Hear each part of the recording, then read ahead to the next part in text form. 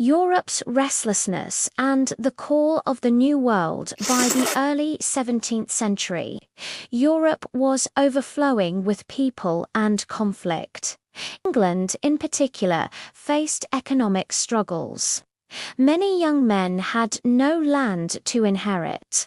Religious tensions between Protestants and Catholics created fear and persecution. The poor lived on the edge of starvation, while the wealthy sought new ways to increase their power. At the same time, stories returned from explorers who had crossed the Atlantic. They spoke of vast lands untouched by European rule. Merchants imagined new trade routes. Kings imagined colonies expanding their influence. Investors imagined gold, silver, and profit beyond measure. The idea of America became more than a place. It became a promise, and promises are powerful enough to make people risk everything. Jamestown, a colony built on greed and hope in 1607, the first permanent English settlement in North America was established.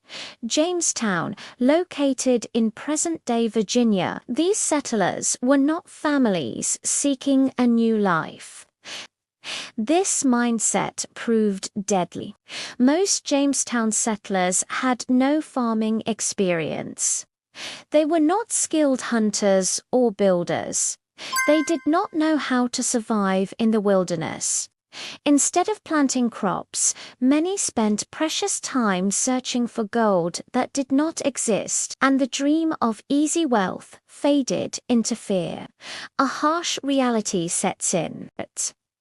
The settlers quickly realized that America was not welcoming. The summers scorching, the winters unpredictable, and the land unforgiving. Food shortages became common. Supplies from England were slow and unreliable. Leadership problems added to the chaos. Arguments broke out over control, discipline, and survival strategies. Without unity, the colony struggled to function. Many settlers died within the first year. Yet Jamestown survived barely, not because it was well planned, but because human desperation refuses to surrender easily. Some leaders, like Captain John Smith, enforced strict rules to force settlers to work. Without these measures, Jamestown would likely have vanished into history as a failed experiment. But Jamestown's story was only the beginning. Plymouth, a journey of faith and fears, fell ill. Children cried. Adults prayed. After 66 days at sea, the Pilgrims finally reached land, but not where they intended. They landed far north of Virginia, in what is now Massachusetts, just as winter approached. They were exhausted, weak, and completely unprepared. Landing in the unknown. Unlike Jamestown, Plymouth was settled by families, men, women, and children. This made survival even more difficult. They had no proper shelter, supplies were limited. The cold was unlike anything they had known in England. Snow fell early. Food ran low. Disease spread rapidly in cramped conditions. By the end of the first winter, nearly half of the settlers had died. Yet, despite the suffering, the Pilgrims showed remarkable unity. Before even stepping ashore, they signed the Mayflower Compact, agreeing to govern themselves fairly and work together for the good of the community. This agreement became one of the earliest examples of self-government in American history. Their shared faith gave them strength. Where Jamestown struggled with division, Plymouth survived through cooperation. Two colonies, One shocking truth. Though Jamestown and Plymouth were founded for different reasons, one for profit, the other for faith, they shared a harsh reality. Survival was far harder than anyone imagined. Neither group understood the land, neither was prepared for the climate, neither could survive alone. They had crossed the ocean chasing dreams only to face hunger, fear, and death. America did not welcome them with open arms. It tested them. It broke many of them, and it reshaped all of them. The dangerous power of hope. What makes these stories extraordinary is not that the settlers suffered, it's that they continued despite the suffering, against starvation, disease, and uncertainty. They refuse to give up. Their dreams were dangerous because they were powerful, and this was only the beginning. Because before America became a nation, it was a dream that nearly killed those who dared to believe in it. Jamestown's fight against starvation and disease. Hunger, disease, despair. These were not distant threats in Jamestown, they were daily realities. From the moment the settlers arrived in 1607, the colony began fighting an invisible enemy, the land itself. Jamestown was meant to be the first permanent English foothold in the New World. Instead, it nearly became a graveyard. What the settlers didn't know would hurt them far more than what they did. To location. Doomed from the start, Jamestown's biggest mistake was made before the first house was built, where it was built. The settlers chose a low-lying peninsula along the James River. It seemed like a smart defensive position against Spanish attacks. But the land was surrounded by swamps, thick forests, and stagnant water. Mosquitoes thrived there, carrying deadly diseases like malaria and typhoid fever. The river water was another silent killer. During high tides, it became salty and undrinkable. During low tides, it filled with waste and bacteria. Drinking water poisoned the settlers slowly, weakening their bodies and making them vulnerable to illness. Within weeks, sickness spread rapidly. Men collapsed from fever. Others suffered from dysentery, dehydration, and infections. Medicine was limited, and doctors were few. Many settlers died without ever understanding what was killing them. Jamestown was not attacked by an army, it was attacked by nature. A colony that couldn't feed itself disease alone did not doom Jamestown. Hunger did. The settlers arrived with unrealistic expectations. Many believed they would find food easily or rely on trade. Farming was treated as a secondary task. Precious time was wasted searching for gold that didn't exist. The colony was slowly starving. The starving time, winter of horror. The winter of 1609 to 1610 would forever be remembered as the starving time. A severe drought had already weakened the colony. Then winter arrived, cold, unforgiving, and merciless. By spring, only about 60 of the original 500 settlers were still alive. Jamestown was no longer a colony. It was a camp of ghosts. Leadership failures and internal conflict. Jamestown didn't just suffer from hunger and disease, it suffered from poor leadership. Many settlers were gentlemen unused to taking orders or doing manual labor. Arguments over authority, class, and responsibility weakened unity. Discipline collapsed during times of crisis. Without strong leadership, chaos followed. Some settlers refused to work, others hoarded food. A few abandoned the colony altogether, attempting to live among Native American tribes, sometimes willingly, sometimes forcibly. These internal divisions nearly destroyed Jamestown from within. The colony needed order, and it needed it fast. Captain John Smith. Order through discipline amid the chaos. One man stood out. Captain John Smith. Smith was not popular, but he was effective. He understood that survival required discipline, cooperation, and labor. His most famous rule became a turning point for Jamestown. He who does not work shall not eat. Under Smith's leadership, settlers were forced to build shelters, plant crops, and gather food. Laziness was punished. Survival became the priority, not profit. Smith also worked to improve relations with Native American tribes, particularly the Powhatan Confederacy. Through trade, sometimes peaceful, sometimes forced, Jamestown received corn and food that kept the colony alive. Though Smith eventually left Jamestown due to injury, his impact was lasting. He transformed the colony from a lawless camp into a functioning settlement.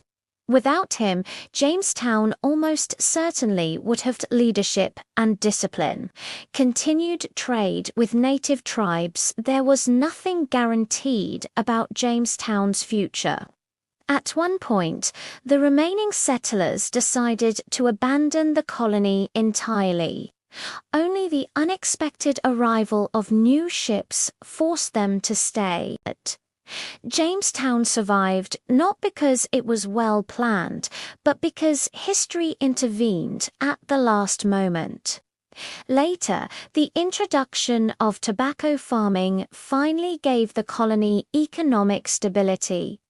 But that success came years after unimaginable suffering.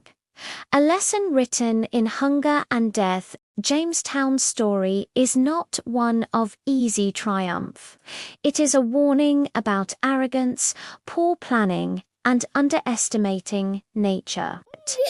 The settlers believed they could conquer the land without understanding it. Jamestown taught them otherwise. Starvation and disease shaped the colony more than any battle ever could. Every mistake was paid for in human lives. Yet Jamestown endured, and from its near collapse came lessons that shaped future colonies. The need for cooperation. The danger of ignoring local knowledge.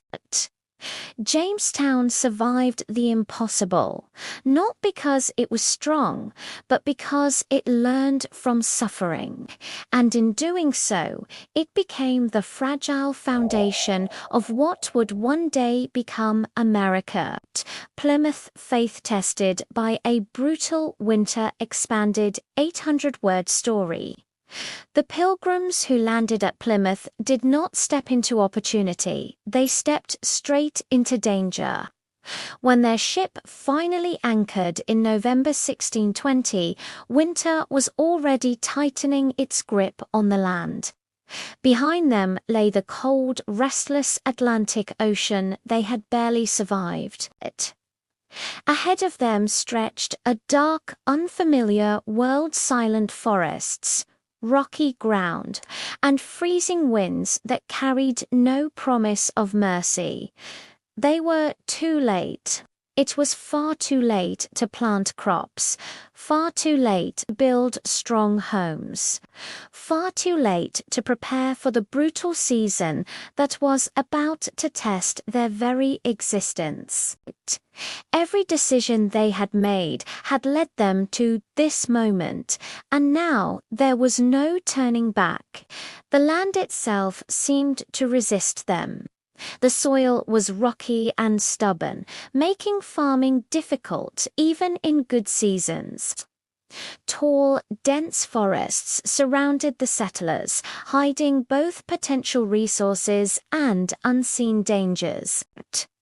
The cold wind cut through their thin clothing like knives, numbing fingers and faces. Shelter was almost non-existent. Rough wooden huts offered little protection from snow, rain, and icy storms. Many of the settlers were forced to remain aboard the Mayflower, anchored offshore. The ship quickly became a floating prison of sickness and suffering. Cramped spaces, damp air, and poor sanitation allowed disease to spread rapidly. Coughs echoed through the dark cabins. Weak bodies lay bundled together, unable to escape the cold. That first winter soon became a season of constant loss and silent fear. Food supplies dwindled faster than expected. Hunger weakened bodies already exhausted by months at sea. Illness followed hunger, and death followed illness. Pneumonia, scurvy, and infections spread without mercy. Every sunrise brought dread, and every night brought grief. Families were torn apart. Parents buried children they had carried across an ocean for a better life. Wives lost husbands. Brothers buried sisters. By the time spring finally arrived, nearly half of the settlers were dead, taken by cold, hunger, and disease. Plymouth was no longer just a settlement, it was a graveyard. Fear shaped even how the Pilgrims buried their dead. Graves were often dug at night, quietly and quickly. The settlers flattened the soil and erased signs of burial, worried that nearby native tribes might see how weak they had become. They believed that showing weakness could invite attack. Death surrounded them, but they refused to let panic destroy what little order they had left. Yet, even in the face of unimaginable suffering, something remarkable happened. The Pilgrims did not abandon their faith. They believed their journey was not a mistake. They believed God had chosen this path for them, even if it was painful and cruel. In their darkest moments, they prayed. In hunger, they gave thanks. In grief, they searched for meaning. Faith became their anchor when everything else seemed lost, a source of strength that logic alone could not provide. Long before they faced starvation and sickness, the settlers had made a decision that revealed who they truly were. Before even stepping ashore, they signed the Mayflower Compactor, simple but powerful agreement. It promised that they would govern themselves fairly, obey shared laws, and work together for the good of the community. At a moment when chaos would have been easy, they chose unity. When survival was uncertain, they chose order and responsibility. This document became one of the earliest foundations of self-government in America, proving that even in desperation, people could choose cooperation over conflict. Just when Plymouth stood on the edge of complete collapse, hope arrived from an unexpected place. As winter faded and spring approached, Native Americans began to make contact with the settlers. Among them was Squanto, a man whose life had already been shaped by tragedy and survival. Squanto understood both native and European ways of life, making him a bridge between two worlds. Squanto taught the Pilgrims how to survive on this unfamiliar land. He showed them how to plant corn using fish as fertilizer, enriching the poor soil. He taught them how to find food in the rivers and forests. He explained the seasons, the land, and the dangers they needed to avoid. This knowledge changed everything. Slowly, Plymouth transformed from a dying settlement into a struggling but living community. Crops began to grow. Food became more reliable. The settlers, once broken by loss, began to rebuild their lives. What began as a story of suffering slowly became a story of survival built on faith, cooperation, sacrifice, and the determination to endure against impossible odds. Plymouth's story reminds us that America's foundations were not laid in comfort or certainty, but in hardship, belief, and the human will to keep going when hope seemed lost.